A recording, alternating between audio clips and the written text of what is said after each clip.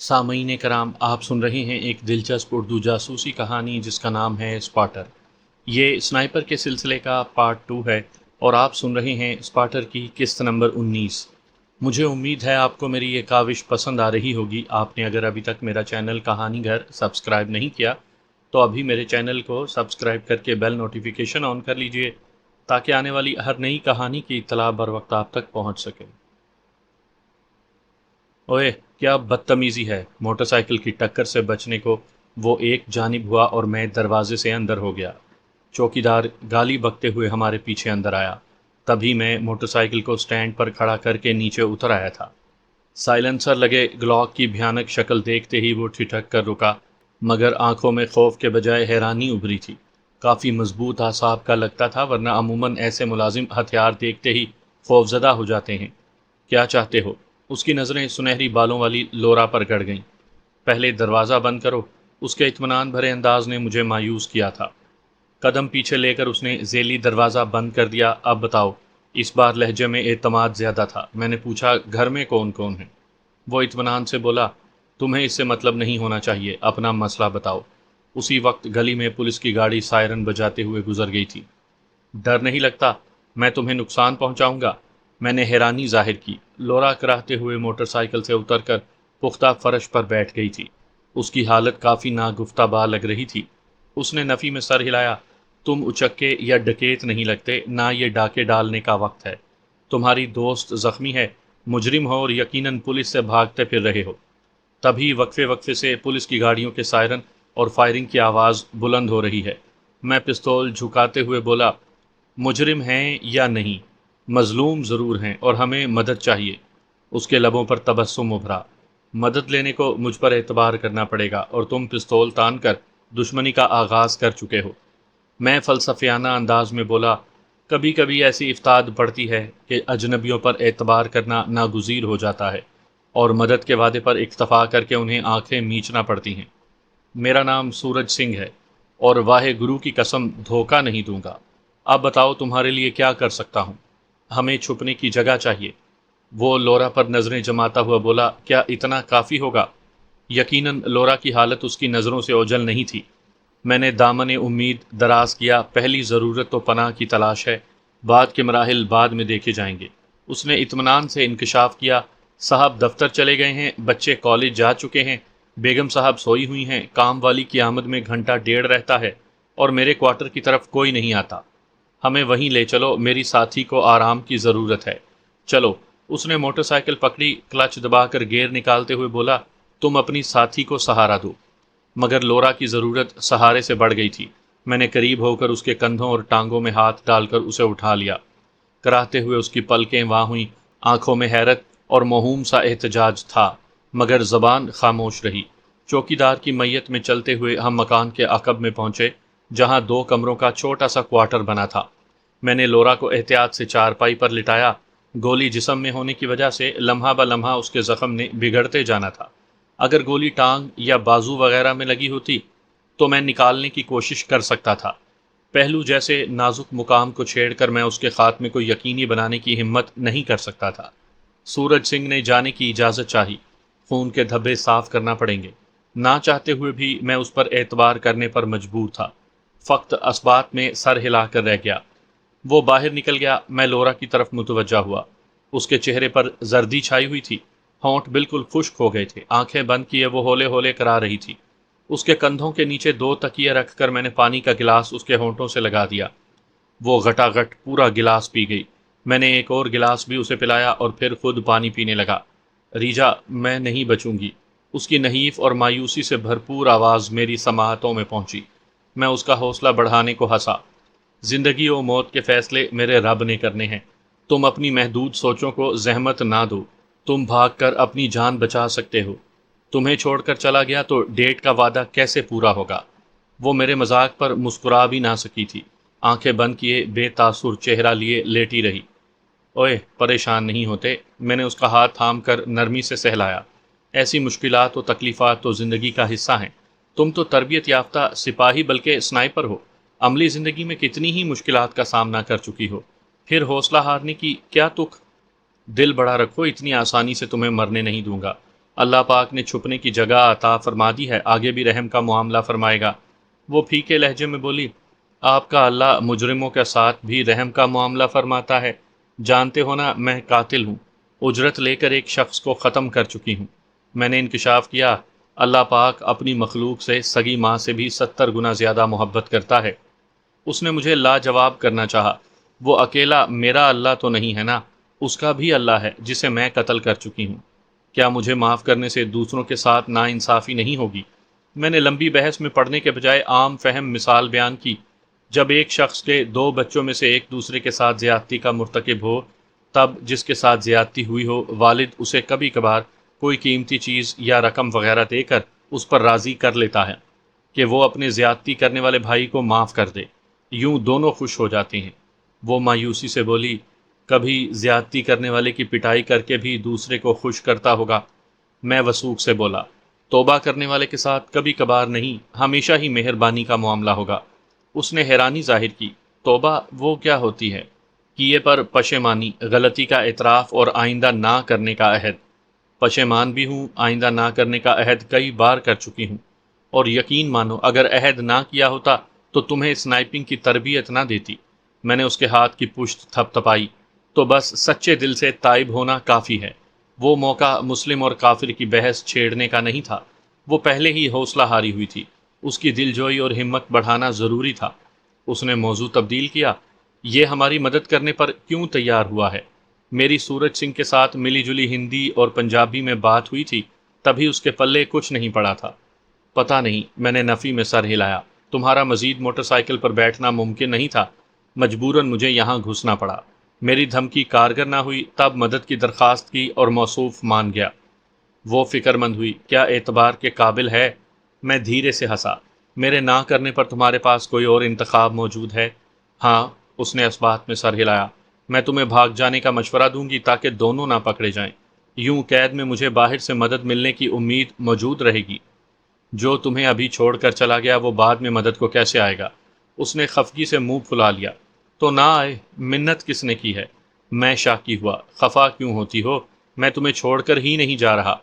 اس کے ہونٹوں پر خوبصورت تبسم ابھرا، ساری لڑکیوں کو یوں ہی نرمی، توجہ اور اخلاق سے پھانستے ہو؟ الزام لگا رہی ہو؟ تم اگر مرد ہوتی تب بھی چھوڑ کر نہ جاتا۔ اس نے ہنسنے کی کوشش کی مگر زخم میں درد اٹھا اور چہرے پر اذیت پھیل گئی۔ گفتگو مت کرو، بس آرام سے لیٹی رہو۔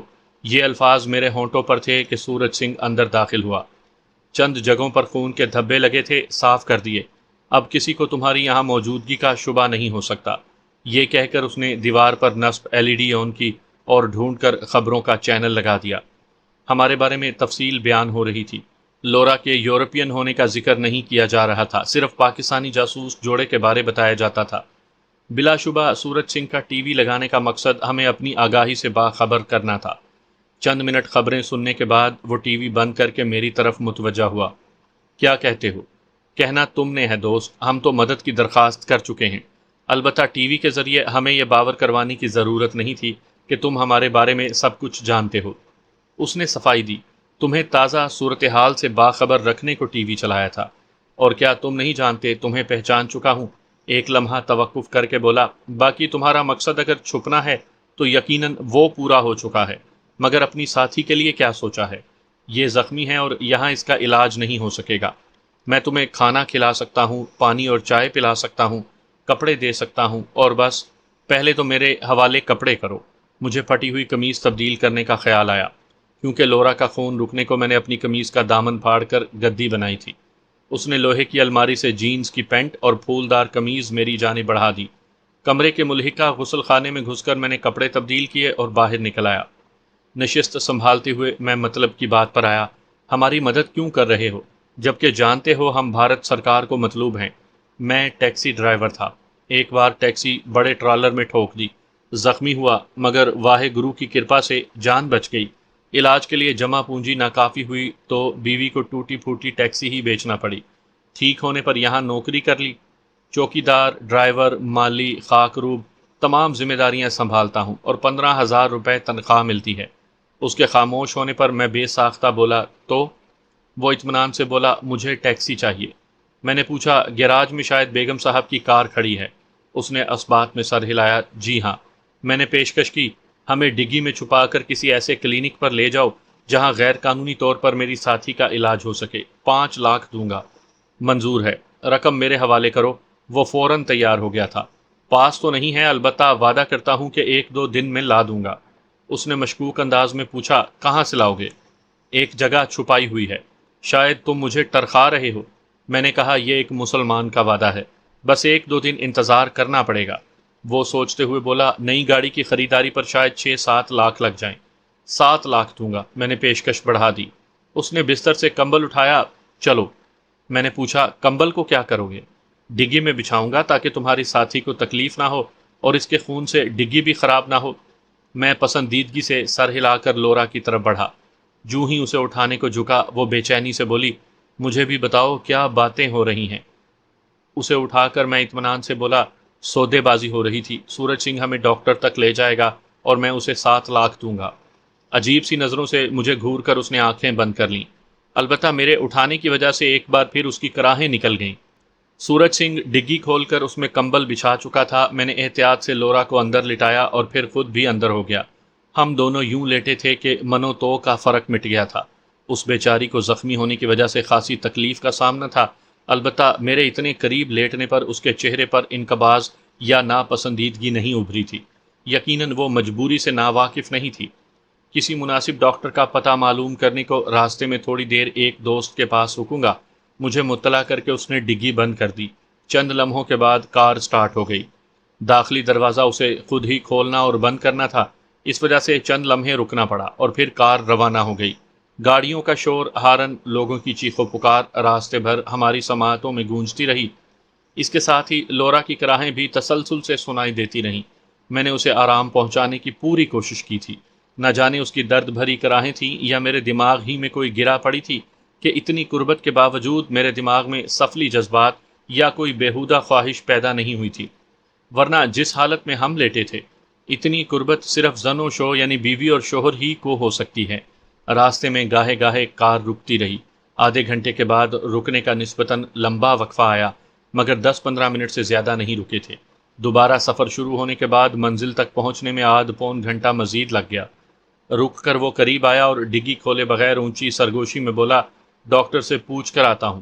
اس کی واپسی چند منٹ بعد ہوئی تھی۔ ڈگی کھولنے پر سورج سنگھ کے ہمراہ 2 کالے بھجنگ افراد بھی نظر آئے، جنہوں نے اسٹریچر اٹھا رکھا تھا۔ دونوں شکل سے گنوار اور عقل سے فارغ دکھائی دے رہے تھے۔ یقیناً ڈاکٹر صاحب نے ایسے ملازم اسی وجہ سے رکھے تھے کہ وہ جائز ناجائز کی سمجھ بوجھ سے آری تھے۔ میں نے ڈگی سے نکل کر لورا کو باہوں میں بھرا اور اسٹریچر پر لٹا دیا۔ دونوں ملازموں کے پیچھے چلتے ہوئے ہم تھوڑی دیر بعد چھوٹے سے آپریشن تھیٹر میں آ گئے۔ ایک ڈاکٹر ادھیڑ عمر کی 2 نرسوں کے ہمراہ وہاں موجود تھا۔ ڈاکٹر کا نام اشوک تھا۔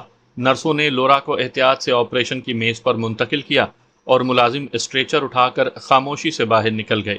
ڈاکٹر اشوک نے لورا کی پٹی کھول کر جائزہ لیا۔ آپریشن پر 1,20,000 روپیہ خرچہ ہوگا۔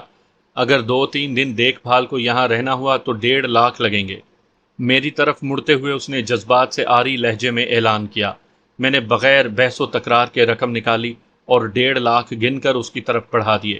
رقم گن کر وہ بولا، آپ باہر چلے جائیں۔ میں اور سورج سنگھ باہر آ گئے۔ وہ مزاحیہ انداز میں شاکی ہوا، ڈاکٹر کے حوالے تو فوراً مطلوبہ رقم کر دی اور مجھے مستقبل پر ٹرخا دیا۔ میں نے صفائی دی، میرے پاس اتنی ہی رقم تھی، تمہیں نہ دی کہ ڈاکٹر کے لیے بچا کر رکھی تھی۔ یقیناً ڈاکٹر رقم لیے کے بغیر علاج پر آمادہ نہ ہوتا، اور تم پرسوں دن 12 بجے اپنی مطلوبہ رقم لے جانا۔ مذاق کر رہا تھا یار۔ وہ مسکراتے ہوئے کھڑا ہو گیا، چلتا ہوں، شاید بیگم صاحب نے گھر سر پر اٹھایا ہو، جب تک پیسے نہیں مل جاتے نوکری تو نہیں چھوڑ سکتا نا۔ وہ مسافہ کر کے رخصت ہو گیا۔ آپریشن گھنٹہ بھر جاری رہا تھا، پھر ڈاکٹر اشوک نے باہر نکل کر مجھے مبارکباد دی۔ میں نے درخواست کی ہمیں ایسا کمرہ دیا جائے جہاں پولیس یا ایجنسی کا کوئی فرد نہ پہنچ سکے۔ وہ 2 ٹوک انداز میں بولا، میرے پاس 2 تہہ خانے ہیں، آپ سے عام تہہ خانے کا معاوضہ لیا ہے، اگر مزید احتیاط برتنا چاہتے ہو تو خصوصی تہہ خانے میں منتقل ہو جاؤ، مگر 20,000 مزید خرچ ہوں گے۔ اگر مطلوبہ فیس کل صبح آپ کے حوالے کروں تو کوئی مذائقہ تو نہیں؟ کل صبح تک انتظار کر لوں گا۔ وہ سر ہلاتے ہوئے اپنے راستے ہو لیا۔ میں نے حفظ ما تقدم کے طور پر یہ احتیاط برتی تھی، کیونکہ ایسے ڈاکٹروں کی خبر ایجنسی والوں کو بھی ہوتی ہے۔ تھوڑی دیر کے بعد لورا کو تہہ خانے میں منتقل کر دیا گیا۔ وہ خفیہ کمرہ تھا جہاں ڈاکٹر کی مرضی کے بغیر کوئی نہیں آ سکتا تھا۔ ساتھ والے کمرے میں سیاہ فام شخص بھی ٹانگ پر پلستر چڑھائے لیٹا نظر آیا۔ لورا بے ہوش تھی، نرسیں اسے ڈرپ لگا گئی تھیں۔ میں نے ایک نرس کو کچھ رقم دے کر وہیں کھانا منگوا لیا تھا۔ کھانا کھا کر میں صوفے پر لیٹ گیا۔ اٹھنے پر لورا جاگتی نظر آئی۔ خوشگوار تبسم میری جانب اچھال کر وہ دھیرے سے بولی، شکریہ ریجا۔ شام ہو رہی تھی، میں نے پوچھا کچھ کھانے کو دل کر رہا ہے؟ جوس پیا ہے، پھل بھی کھائے ہیں، البتہ پیزا کھانے کا من کر رہا ہے۔ نرس کو بلا کر میں نے پیزا لانے کو کہا اور خود تازہ دم ہونے غسل خانے کی طرف بڑھ گیا۔ دیر تک میں اور لورا گپے ہانکتے رہے۔ رات گہری ہوتے ہی میں وہاں سے نکل آیا۔ ہنومان نگر جانے کو رکشہ مل گیا تھا، گو وہاں خطرے کا اندیشہ نظر انداز نہیں کیا جا سکتا تھا کہ ایک شب پہلے ہی وہاں واردات ہو چکی تھی۔ البتہ خفیہ اہلکاروں کی موجودگی کی کوئی خاص وجہ نظر نہیں آ رہی تھی۔ ہم ہنومان نگر سے نکل کر نہرو نگر کی حدود میں داخل ہو گئے تھے۔ سورج سنگھ کے مالک کا مکان نہرو نگر ہی میں تھا۔ مجھے آسانی سے مطلوبہ مکان کی چھت اور پانی کے ٹینک تک رسائی مل گئی تھی۔ بیگ نکال کر واپس لانے میں کوئی دقت نہیں ہوئی تھی، مگر جوں ہی واپس کلینک کے قریب پہنچا، پارکنگ میں دو کالی گاڑیوں اور ان کے قریب ٹہلنے والے افراد کو دیکھتے ہی چوکنا ہو گیا۔ ان کے انداز سے واضح تھا کہ وہ کون لوگ تھے۔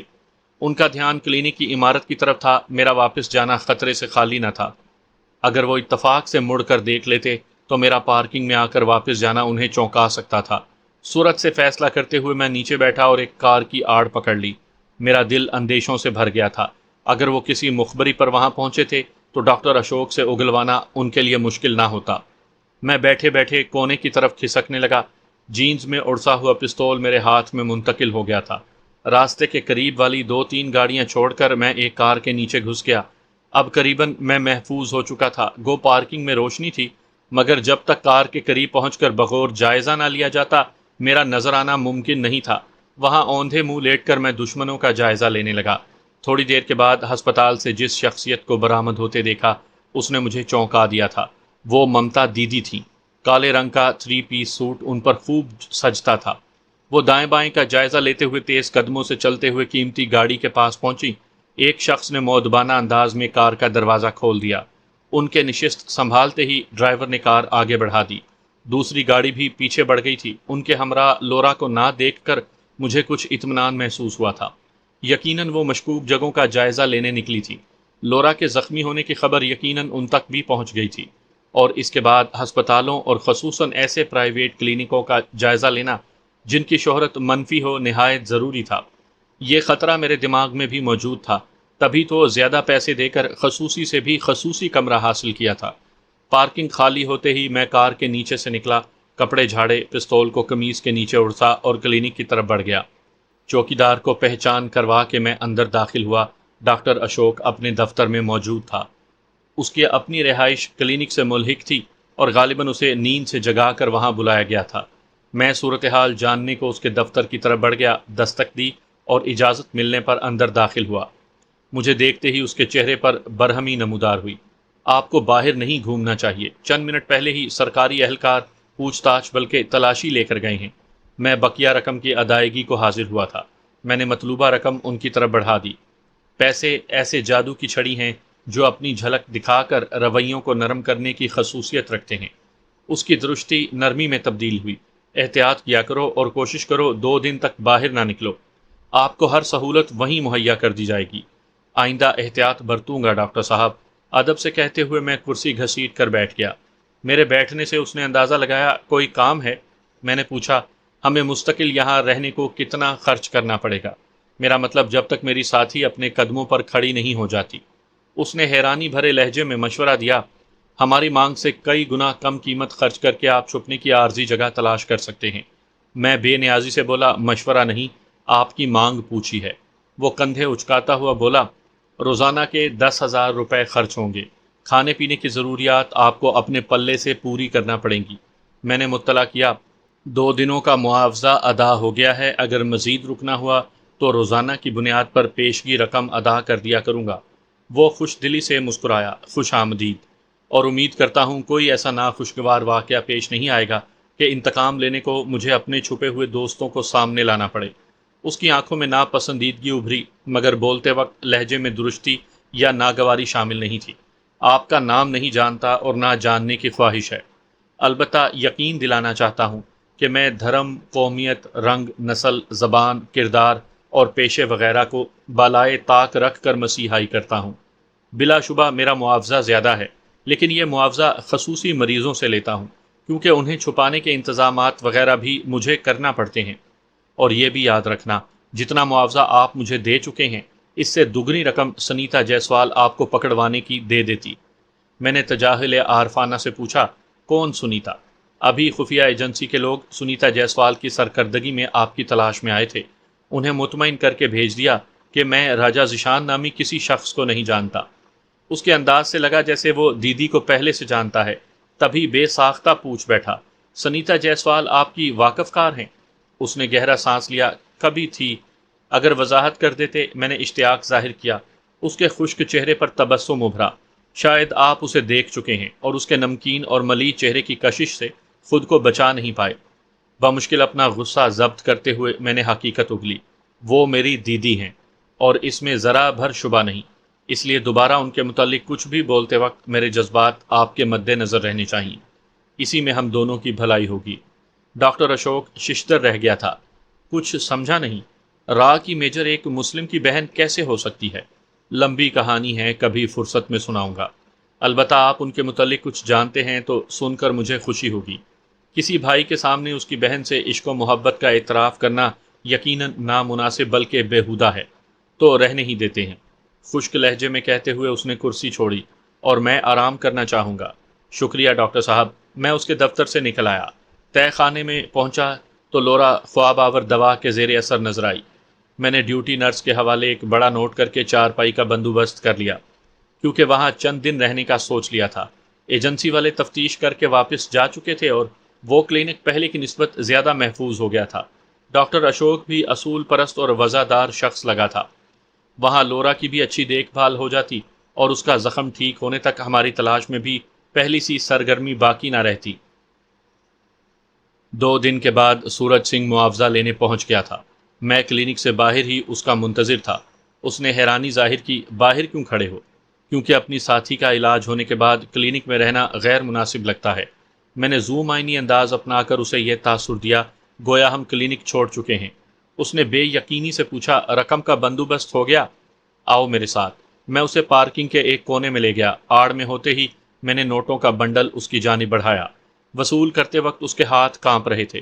مسرت بھرے لہجے میں اس نے حقیقت اگلی، یقین نہیں آ رہا، مجھے لگا تھا آپ دھوکہ دیں گے۔ مسلمان دھوکہ نہیں دیتا سردار جی، وعدہ خلافی کرنے والے کو اسلام میں منافق کہا جاتا ہے، اور ایسا شخص غیر مسلم سے زیادہ ناپسندیدہ ہوتا ہے۔ آپ کا شکریہ کس طرح ادا کر سکتا ہوں؟ اس کے لہجے میں عزت و احترام در آیا تھا۔ میں صاف گوئی سے بولا، ہماری ملاقات کو راز رکھ کر۔ وہ عزم سے بولا، سورج سنگھ گردن کٹا دے گا مگر آپ کا ذکر کسی سے نہیں کرے گا۔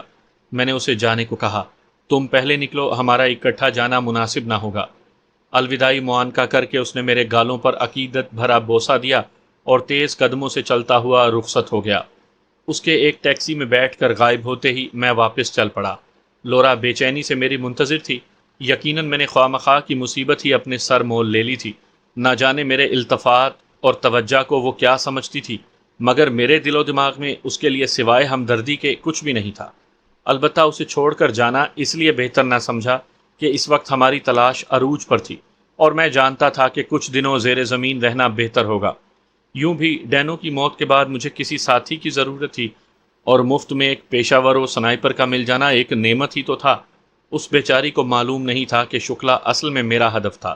گو اسے غلط فہمی میں رکھنے کا مقصد کسی فائدے کا حصول یا اس کی نظر میں اچھا بننے کی کوشش نہیں تھی۔ میں فقط اپنے مشن کی بھنک اسے لگنے نہیں دینا چاہتا تھا، کیونکہ گرفتار ہونے پر تشدد کا سامنا ہوتے ہی اس نے حقیقت اگل دینا تھی۔ ممکن تھا وہ سخت جان کا مظاہرہ کرتی اور اذیت جھیل جاتی، مگر مجھے کیا ضرورت تھی کہ خطرہ مول لیتا؟ اپنے مشن سے عارضی تعلق دار کو لا علم رکھنا ہی احتیاط تھی۔ اگلا ہفتہ میں نے تہہ خانے میں بتایا۔ اس دوران لورا کا زخم بہتر ہونا شروع ہو گیا تھا۔ اچھی دوائیوں کے استعمال اور بہترین دیکھ بھال کی بدولت امید تھی کہ اس نے جلد ہی بستر چھوڑ دینا تھا۔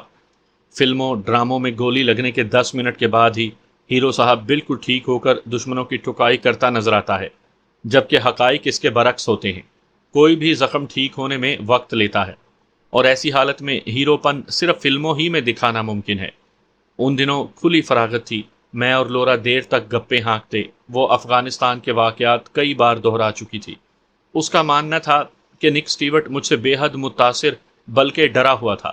لورا بھی مجھ سے سخت نفرت کرتی تھی، کیونکہ میں نے ان کی بادشاہت میں دخیل ہو کر انہیں کہیں کا نہیں چھوڑا تھا۔ میرا نامعلوم ہونا انہیں مزید تپا رہا تھا۔ نک سٹیورٹ مجھے افغانستان یا پاکستان کا باشندہ ماننے کو تیار نہیں تھا۔ وہ سمجھتا تھا کہ میں کسی ترقی یافتہ ملک کا سنائپر تھا اور معاوضہ لے کر مجاہدین کا ساتھ دے رہا تھا۔ ایک دن کہا لگاتے ہوئے بولی، یاد ہے جب تم نے کوبرا کو گرایا تھا؟ قسم سے اس دن تم جن بھوت لگے تھے، اور پھر ہمارے کئی آدمیوں کو تم نے جس طرح گھیرا تھا کہ 3-4 ہی جان بچا پائے تھے۔ میں نے کہا، تمہیں بھی تو زندہ چھوڑ دیا تھا۔ وہ خجالت سے بولی، میں بھی کتنی بے وقوف تھی، تم نے کہا کھڑی ہو جاؤ اور کھڑی ہو گئی۔ میں نے ناک بھون چڑھائی، بے وقوفی کیسی؟ کیا کھڑا ہونا باعث نقصان ہوا؟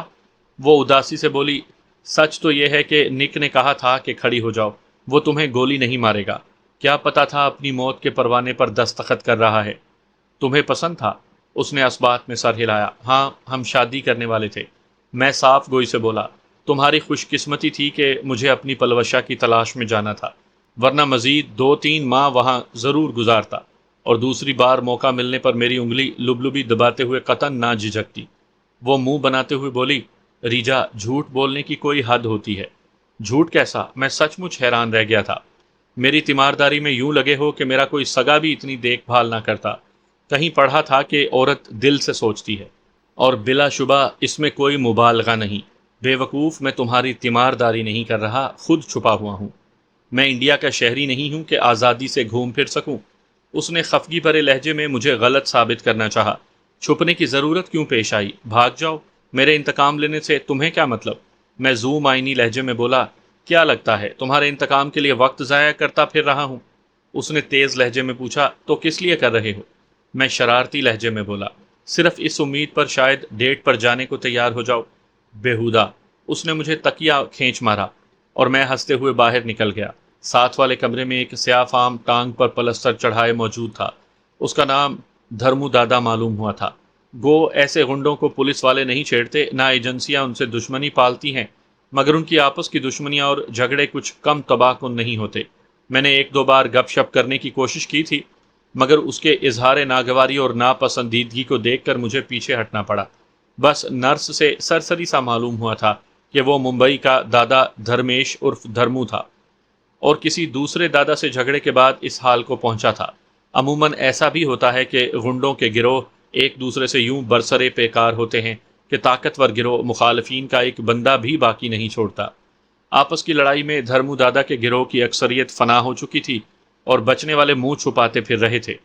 خود دھرمو دادا بھی مرتے مرتے بچا تھا، اور اب ڈاکٹر اشوک کے پاس چھپا ہوا تھا۔ ڈاکٹر اشوک میں یہ خوبی دیکھی تھی کہ بات کا کھرا اور وعدے کا پکا تھا، دھوکہ دہی اور راز فاش کرنے کے سخت خلاف تھا۔ دھرمو دادا کے ساتھ والے کمرے میں ایک لڑکی رچنا کماری ایڈمٹ تھی۔ اس کے پیچھے بھی کوئی با اثر لوگ پڑے تھے۔ بیچاری برے حال میں وہاں تک پہنچی تھی۔ اسے وہاں پہنچانے اور فیس وغیرہ ادا کرنے والا بھی کوئی سیٹ ہی تھا۔ اصل معاملہ نرس کو بھی معلوم نہیں تھا۔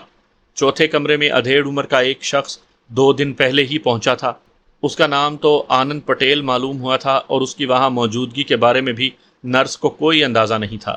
بظاہر وہ زخمی نہیں تھا، مگر مخصوص دوائیاں اسے باقاعدگی سے کھلائی جا رہی تھیں۔ نرس کا نام رمیتا کور تھا۔ وہ سکھ تھی، کافی باتونی اور خوش مزاج تھی، البتہ شکل و صورت بالکل گئی گزری تھی۔ میں اس سے بھی گاہے گاہے گپ شپ کر لیتا۔ رات گئے 2-3 دفعہ باہر جا کر کلینک کی مکمل عمارت کا جائزہ بھی لے آیا تھا۔ اور ایسا کیوں کیا تھا؟ یقیناً اس بارے میں کئی بار وضاحت کر چکا ہوں کہ جاسوس ہر کمین گاہ میں سب سے پہلے فرار کا راستہ ڈھونڈتا ہے۔ رمیتا کے ساتھ تھوڑی دیر گپ شپ کر کے میں واپس لوٹ آیا۔ خود کو چاقو چوبند رکھنے کو میں کمرے کے اندر ہی ڈنڈ پیلتا، اٹھک بیٹھک کرتا، اور 1-2 اور ایسی مشقیں کرتا جس کے لیے بھاگ دوڑ کی ضرورت نہ پڑتی۔ لورا اب غسل خانے اور بیت الخلاء تک خود چلی جاتی۔ ابتدائی 2-3 دن تک یہ خدمت مجھے ہی سر انجام دینا پڑی تھی۔ کمرے میں ٹی وی لگا ہوا تھا، اب ہمارے بارے خال ہی کوئی خبر آتی تھی۔ 2-3 دن ہمارا ذکر زوروں شوروں سے ہوتا رہا۔ نئے مسائل سامنے آتے ہی ہمارا ذکر کم ہونے لگا۔ امید تھی مہینہ گزرنے تک ہم عوام کی نظروں میں بھولے بسرے ہو جاتے، البتہ ایجنسیاں اتنی آسانی سے بھولنے پر تیار نہیں ہوتی۔ وقت کا اندازہ گھڑی دیکھ کر ہی کرتے تھے۔ عشائیہ یعنی ڈنر میں نماز عشاء کے بعد ہی کرتا تھا۔ لورا بھی میرا ساتھ دینا پسند کرتی۔ کھانے کے بعد میں تہہ خانے ہی میں تھوڑی چہل قدمی کرتا، گاہے گاہے مفلر سے چہرہ ڈھانپ کر باہر بھی نکل جاتا۔ سائلنسر لگا پستول تو سوتے وقت بھی میرے پاس ہی ہوتا تھا۔ اس دن بھی باہر گھومنے کو دل چاہا اور میں محتاط انداز میں چلتا ہوا تہہ خانے سے باہر آ گیا۔ تہہ خانے کا راستہ دوائیوں کی ایک الماری سے ہو کر گزرتا تھا۔ ڈاکٹر اشوک کے کلینک میں 2 تہہ خانے تھے۔ ایک تہہ خانے سے اس کا سارا عملہ واقف تھا، جبکہ دوسرے تہہ خانے کے بارے میں چیدہ چیدہ افراد ہی جانتے تھے۔ میں کلینک کے صحن سے ہو کر عقب میں پہنچا اور سیڑھیوں کے ذریعے چھت پر چڑھ گیا۔ کھلی فضا میں بہت مزہ آ رہا تھا۔ گہرے گہرے سانس لیتے ہوئے میں چھت پر گھومتا رہا۔ میں بالکل درمیان میں ٹہل رہا تھا تاکہ دور سے دیکھا نہ جا سکوں۔ اچانک پارکنگ کی طرف سے شور ابھرا۔ میں متجسس ہو کر کنارے کے قریب ہوا۔ کسی مریض کو لانے والے تیز رفتار رکشے نے نئی ٹویوٹا کار کی عقبی بتی توڑ دی تھی۔ کار کا مالک بآواز بلند رکشے والے کو ڈانٹ رہا تھا۔ رکشے والے کا لجاجت بھرا لہجہ اور منت اس کی نظر میں کسی اہمیت کی حامل نہیں تھی۔ بیمار کے لواحقین رکشہ ڈرائیور کو آگے بڑھنے کا کہہ رہے تھے۔ رکشے والے کو اپنے مسئلے میں الجھا پا کر ایک مرد نے مریض کو بازوؤں میں بھرا اور کلینک کے دروازے کی طرف بڑھ گیا۔ مریض 10-12 سال کا بچہ تھا اور یقیناً بے ہوش تھا، کیونکہ اس کے بازو بے جان انداز میں جھول رہے تھے۔ کار اور رکشے والے کا جھگڑا اتنا اہم نہیں تھا کہ میں مزید وہاں کھڑا رہتا۔ مڑنے ہی لگا تھا کہ نظر پارکنگ میں داخل ہوتی کھلی چھت والی جیپ پر پڑی۔ اس میں 3 افراد سوار تھے۔ ٹویوٹا کار نے کلینک تک جانے کا راستہ بند کیا ہوا تھا۔ جیپ ڈرائیور نے تیز ہارن بجایا۔ کار والا جوش تکلم میں جیپ پر دھیان نہ دے سکا۔ ڈرائیور کے ساتھ اگلی نشست پر براجمان شخص نیچے اترا اور اس کا تھپڑ چٹاخ کی آواز کے ساتھ کار والے کی گدی پر لگا۔ وہ غصے میں بکتا جھکتا پیچھے مڑا، مگر جیپ والوں کا حلیہ دیکھتے ہی اس کے غصے کے غبارے سے ہوا نکل گئی تھی۔ نمستے کے انداز میں ہاتھ باندھتے ہوئے اس نے شاید معذرت کہی تھی اور فوراً ہی کار میں بیٹھ کر جیپ کے لیے راستہ خالی کرنے لگا۔ رکشے والے نے موقع غنیمت جانتے ہوئے بھاگنے کی سوچی تھی۔ میری نظریں جیپ والوں پر گڑی تھیں۔ داخلی دروازے سے جیپ اندر کر کے انہوں نے مختصر سے صحن میں روکی اور دندناتے ہوئے 12 دری میں داخل ہو کر میری نظروں سے اوجھل ہو گئے۔ ان کا انداز خطرے کی نشاندہی کر رہا تھا۔ میں نے پارکنگ اور باہر کی جانب نگاہ دوڑائی، مگر ان کا کوئی اور ساتھی نظر نہ آیا۔ میں بھاگ کر سیڑھیوں کے قریب پہنچا۔ توقع تھی کہ انہوں نے ڈاکٹر اشوک کے دفتر میں جانا تھا۔ سیڑھیاں اتر کر میں محتاط انداز میں چلتا ہوا ڈاکٹر اشوک کے دفتر کی عقبی کھڑکی کے پاس پہنچا۔ وہاں کھیل شروع ہو چکا تھا۔ کھڑکی کے پٹ کھلے تھے اور اس میں باریک جالی لگی ہوئی تھی۔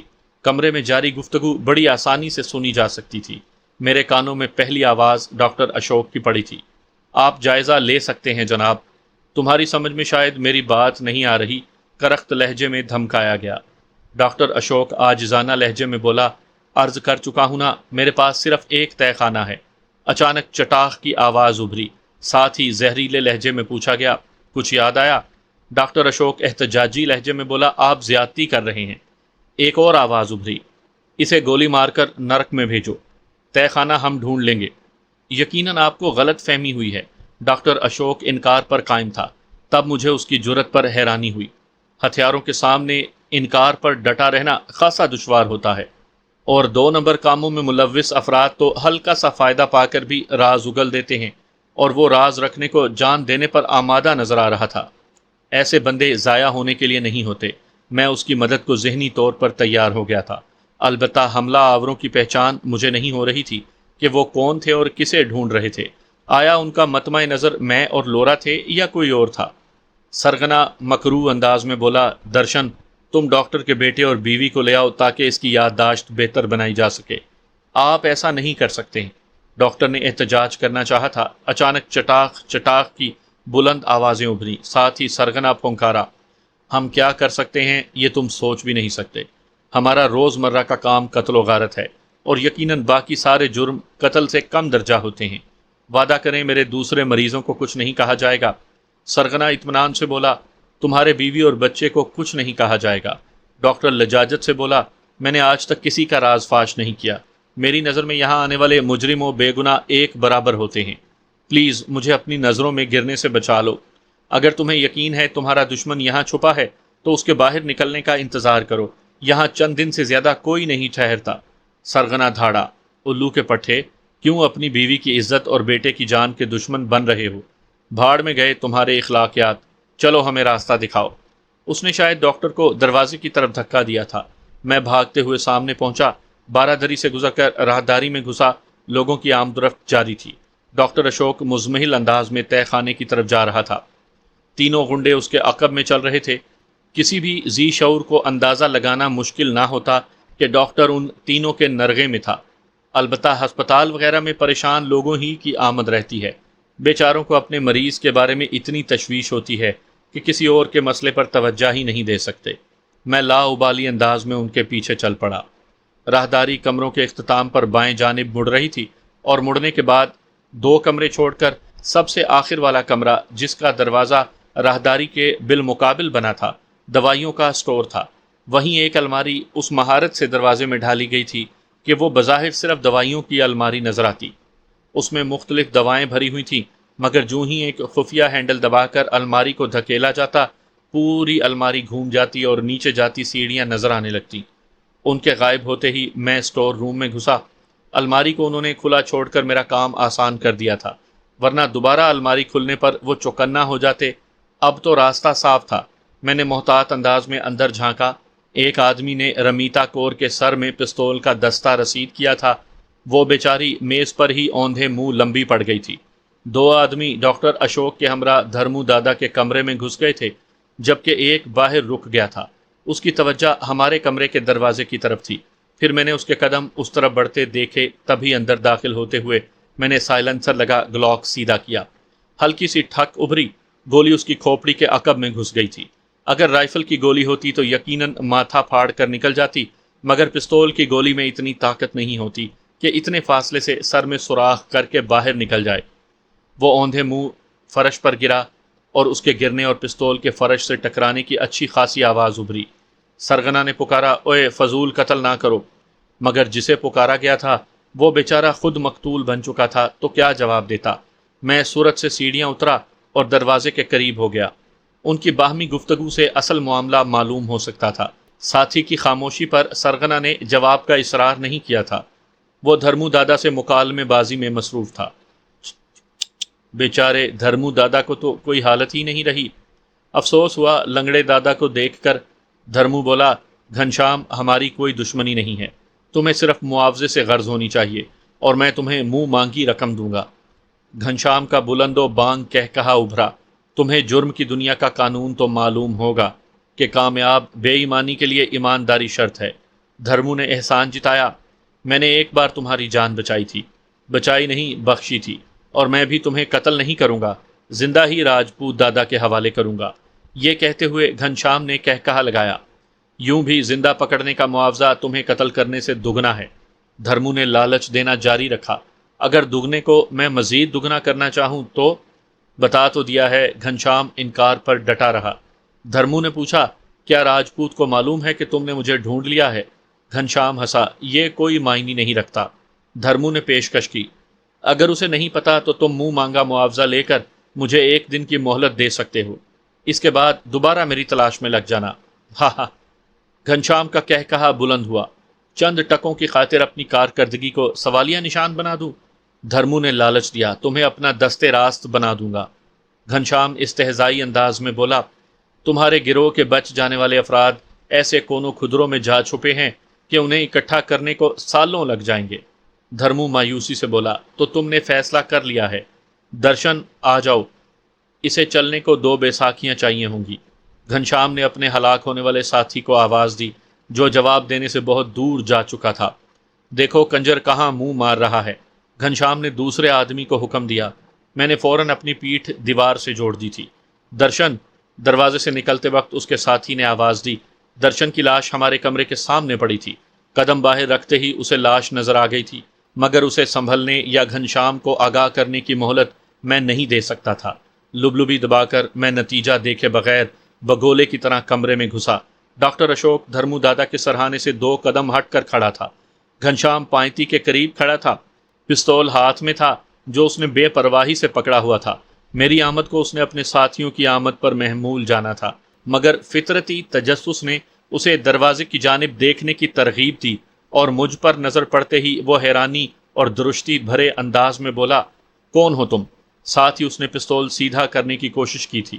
اس کے سنبھلنے سے پہلے ہی میں لبلبی دبا چکا تھا۔ ٹھک کی آواز کے ساتھ پستول اس کے ہاتھ سے چھوٹ گیا تھا۔ گولی نے شاید اس کی انگلی زخمی کی تھی کہ سی کرتے ہوئے اس نے ہاتھ بغل میں دبا لیا تھا۔ میں نے اہمکانہ انداز میں پوچھا، کیا گپ شپ ہو رہی تھی؟ کتے کے گھنشام کے ہونٹوں سے مغلظات کا طوفان ابل پڑا تھا۔ تم نہیں جانتے تمہارا انجام کتنا بھیانک ہوگا۔ اچھا، یہ کہتے ہوئے میں نے دوبارہ لبلبی دبائی۔ گولی اس کے گھٹنے سے آر پار ہو گئی تھی۔ چیخ مارتے ہوئے وہ کولوں کے بل گرا۔ کرسی سنبھالتے ہوئے میں اطمینان سے بولا، تم کچھ انکشاف کر رہے تھے گھنشام جی۔ ساتھ ہی ڈاکٹر اشوک کو کہا، ڈاکٹر صاحب پلیز آپ تشریف رکھیں۔ ڈاکٹر اشوک خشک ہوتے ہونٹوں پر زبان پھیرتا ہوا جلدی سے بیٹھ گیا۔ کون ہو تم اور کیوں کر رہے ہو ایسا؟ دوسری گولی نے اسے میرے ارادوں کی خبر دے دی تھی، اور موت کو سامنے پا کر اچھے اچھوں کی ہوا نکل جاتی ہے۔ اسے بھی جان کے لالے پڑ گئے تھے۔ جلدی کاہے کی ہے؟ پہلے تم اچھے سے بھونک لو، پھر اپنے کتوں کو آواز دو تاکہ ایک معذور کو گھسیٹتے ہوئے تیرے باپ راجپوت تک لے جائیں۔ بعد میں سوال جواب ہو جائیں گے۔ گھٹنے کو دبا کر وہ کراہتے ہوئے بولا، میری تم سے کوئی دشمنی نہیں ہے۔ ڈاکٹر اشوک نے مضطرب ہو کر اٹھنے کی کوشش کی۔ یقیناً ایک ڈاکٹر مریض دیکھ کر نیچے نہیں بیٹھ سکتا۔ میں نے اسے بیٹھنے کا اشارہ کیا اور طنزیہ انداز میں گھنشام سے پوچھا، دھرمو دادا کی تم سے کیا دشمنی تھی؟ وہ فوراً صلح صفائی پر آ گیا۔ ٹھیک ہے، جھگڑا ختم کرتے ہیں۔ میں دھرمو دادا کو کچھ نہیں کہتا اور ہم خاموشی سے واپس چلے جاتے ہیں۔ جانے کی اجازت ملنے پر بھی تم اکیلے ہی واپس جا سکتے ہو، کیونکہ تمہارے ساتھی اس سہولت سے فائدہ اٹھانے کی حالت میں نہیں۔ ایک چھوٹا سا وقفہ دے کر میں متبسم ہوا۔ خیر، پریشان ہونے کی ضرورت نہیں۔ میں کون سا جانے کی اجازت دے رہا ہوں؟ جو ساتھیوں کے بچھڑنے پر تمہیں دکھ ہوگا۔ تم نے انہیں مار دیا؟ غم و غصے کی شدت سے اسے بولا نہیں گیا۔ میں اطمینان سے بولا، اگر جلدی ہی مرہم پٹی نہ کی گئی تو تم بھی ان کے پاس پہنچ جاؤ گے۔ سر پلیز مجھے اجازت دیں۔ ڈاکٹر اشوک ملتجی ہوا۔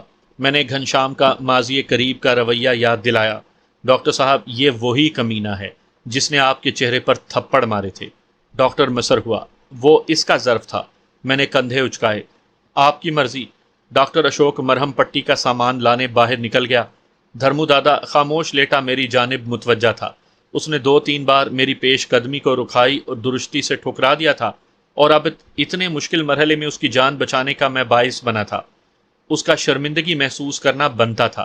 میں گھنشام کو مخاطب ہوا، ڈاکٹر اشوک کا سراغ تمہارے ہاتھ کہاں سے لگا؟ وہ کراہتے ہوئے بولا، دھرمو دادا کا ایک آدمی ہاتھ چڑھ گیا تھا جو اسے کلینک تک لایا تھا۔ میں نے پوچھا، تمہارا یہاں آنا کسی کے علم میں ہے؟ وہ گھگیاتے ہوئے بولا، میری آپ سے کوئی دشمنی نہیں ہے، وعدہ کرتا ہوں کبھی ادھر کا رخ نہیں کروں گا۔ تمہارا کہنا اسے بھول گیا تھا۔ میں مسکرایا، دھرمو دادا سے کیا دشمنی تھی؟ اسی وقت ڈاکٹر اشوک مرہم پٹی کے سامان کے ساتھ اندر آیا اور فرش پر بیٹھ کر اس کی زخمی ٹانگ کی پتلون کاٹنے لگا۔ ڈاکٹر 15-20 منٹ میں تمہارے گھٹنے کی مرہم پٹی کرے گا اور میں 1 سیکنڈ میں دوسرے گھٹنے میں بھی سوراخ کر دوں گا۔ اس لیے جو پوچھا ہے اس کا جواب اگلو، اور فکر نہ کرو، میرے پاس تصدیق کے ذرائع موجود ہیں۔ راجپوت دادا کے چھوٹے بھائی وشال گپتا سے میری گہری واقفیت ہے۔ یہ سن کر دھرمو دادا کی آنکھوں میں اضطراب جھلکنے لگا تھا۔ میں اسے مخاطب ہوا، دھرمو دادا فکر نہ کرو، تمہیں ان کے حوالے کرنے کا کوئی ارادہ نہیں۔ اس نے حقیقت اگلی، میں راجپوت دادا کو سرپرائز دینا چاہتا تھا۔ میں اشوک کو مخاطب ہوا، ڈاکٹر صاحب بات سنیں۔ وہ میری طرف متوجہ ہوا، پیچھے ہو جائیں، یہ مرہم پٹی کسی کام نہیں آنے والی۔ کیا مطلب؟ وہ حیران ہو گیا تھا۔ میں نے لبلبی دبا کر گھنشام کے سر میں گولی اتاری۔ میرا مطلب ہے، ایک کرائے کے قاتل کو زندہ چھوڑ کر میں آپ کی زندگی کو خطرے میں نہیں ڈال سکتا۔ پاؤں فرش پر پسارتے ہوئے ڈاکٹر اشوک نے بیڈ سے ٹیک لگا لی تھی۔ یہ بہتر نہیں ہوا۔ اگر سوچتے ہو کہ دھرمو کے قتل کے بعد یہ آپ کو زندہ چھوڑ دیتا تو ایسا بس آپ ہی سوچ سکتے ہیں۔ وہ بے بسی سے بولا، ان لاشوں کا کیا کروں؟ میں اطمینان سے بولا، ایمبولنس میں ڈال کر کسی ویران جگہ پر پھینک دیتے ہیں۔ اس نے تجویز دی، اگر پولیس کو بلا لیں؟ میں ہنسا، اپنی چھترول کرانے کا شوق ہے تو منع نہیں کروں گا۔ ڈاکٹر نے تکرار کی، کیا وہ نہیں جانتے ہوں گے کہ گھنشام کرائے کا قاتل ہے؟ میں نے پوچھا، ان کے قتل کا ذمہ دار کسے ٹھہراؤ گے؟ ان کی آمد کس سلسلے میں ہوئی کیا بتاؤ گے؟ ایمبولنس کے ڈرائیور کو رازدار بنانا بھی مناسب نہ ہوگا۔ ڈاکٹر اشوک کا دماغ چلنا شروع ہو گیا تھا۔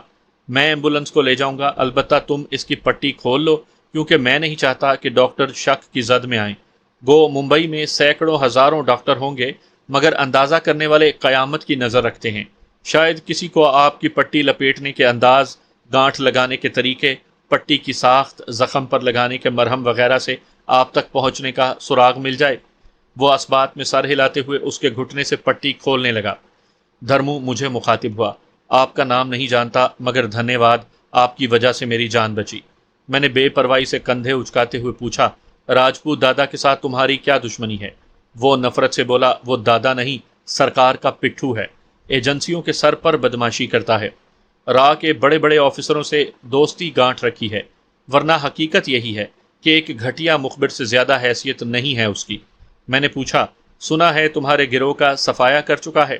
وہ دعوے سے بولا، ایسا بس وہ سوچتا ہے، حقیقت کیا ہے؟ کرائے کے قاتلوں کے سہارے وہ ڈھونڈ رہا ہے۔ اگر اتنا ہی ہمت والا تھا تو یوں نہ کرتا۔ میں نے پہلا سوال دہرایا، دشمنی کی وجہ پوچھی تھی۔